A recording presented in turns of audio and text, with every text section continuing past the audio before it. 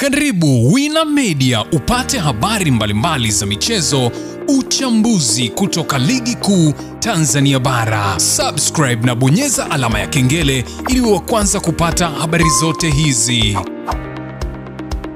Mambo vipi mwanamichezo, wakati mwingine tena mzuri kabisa tunakutana katika chaneli yako pendo kabisa ya Wina Media, tukiweza kujuzana yale yote makubwa ambayo yanajili kwa wakati huu katika uwanja wa Benjamin Mkapa mara baada ya kile kilichoweza kutokea kwa siku ya leo, ambapo ilikuwa inapaswa kuweza kuchezwa mchezo wa dabi ya Kariakoo. Sasa Young Africans wameweza kufunguka hatua ambazo zimeweza kuchukuliwa na maamuzi yao na kile ambacho wamekipata mara baada ya mchezo huo kuweza kuahirishwa katika tarehe ambayo ilikuwa imeweza kupangwa mara baada ya kuweza kutokea sintofahamu kati yao Simba Sport Club dhidi ya Young Africans. Sasa mimi nimekusogezea yale ambayo yameweza kujili katika yale ambayo Young Africans wameweza kuyatoa mara baada ya tukio hilo kutokea na shirikisho la soka Tanzania TFF pamoja na bodi ya ligi kuweza kutangaza mchezo wa ligi kuu ya soka Tanzania bara kuweza kuahirishwa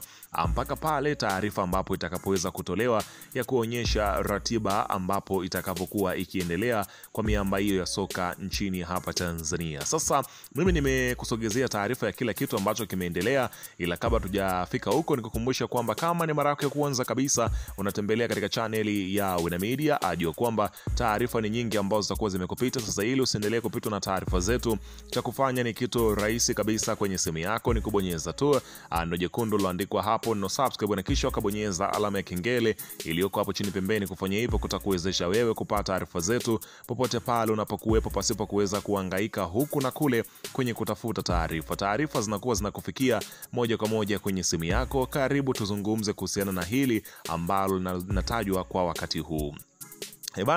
Young Africans ni kama vile wamegoma kukubali kile ambacho kimechotokea katika mchezo wa dabi ya Kariakoo, ambapo unafahamu ya kwamba mapendekezo ambayo yameweza kutolewa katika yale ambayo yameweza kuafikiwa, ambapo klabu ya Simba wenyewe wanalalamika kuzuiliwa kuingia uwanjani.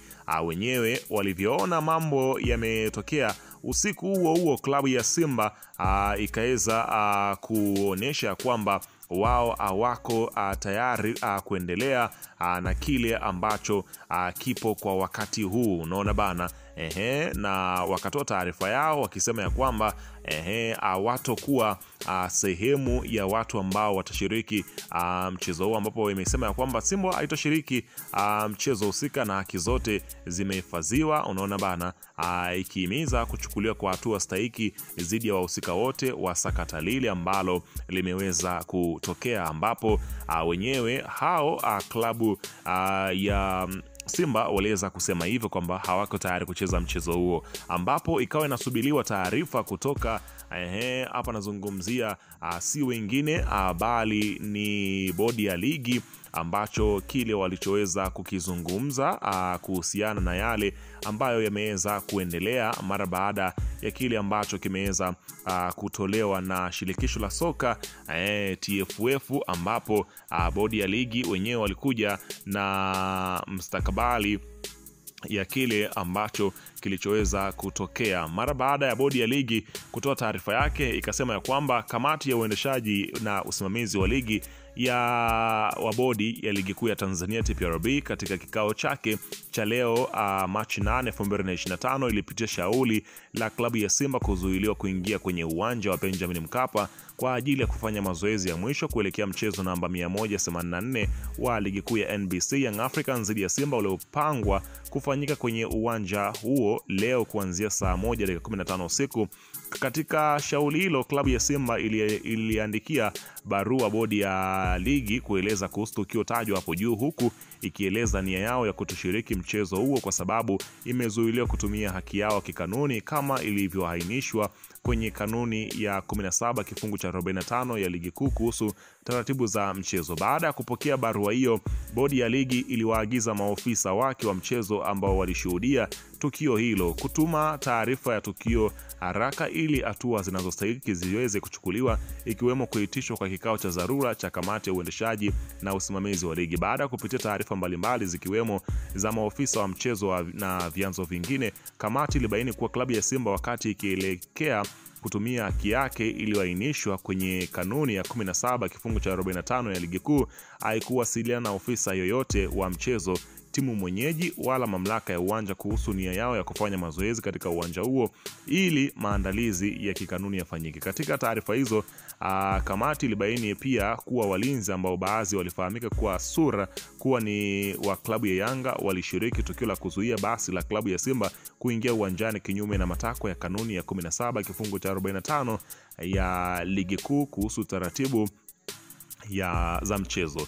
Kwa sababu pia bodi ilipokea taarifa ya ofisa usalama wa mchezo ambao imeainishwa matukio kadhaa yaliyoambatana na tukio hilo la klabu ya Simba kushindwa kufanya mazoezi, na kwamba baadhi ya matukio yanahitaji uchunguzi ambao hauwezi kukamilika kwa wakati. Bodi ya ligi kupitia kamati ya uendeshaji na usimamizi wa ligi iliamua kuahirisha mchezo huo ambao umeweza kutajwa. Sasa kile ambacho kilichoweza kutokea, Young Africans wao wana taarifa yao ambapo na wenyewe wameweza kuweka bayana kile ambacho kilichoweza kutokea, ambapo inaelezwa kwamba klabu ya soka ya Young Africans wao wana taarifa yao ambapo wenyewe wameweza kutangaza kile ambacho kilichoweza kutokea, ambapo klabu ya soka ya Young Africans wenyewe wanasema ya kwamba taarifa kwa umma. Uongozi wa klabu ya Young Africans unapenda kuutaarifu umma kuwa mchezo wetu wa ligi kuu ya NBC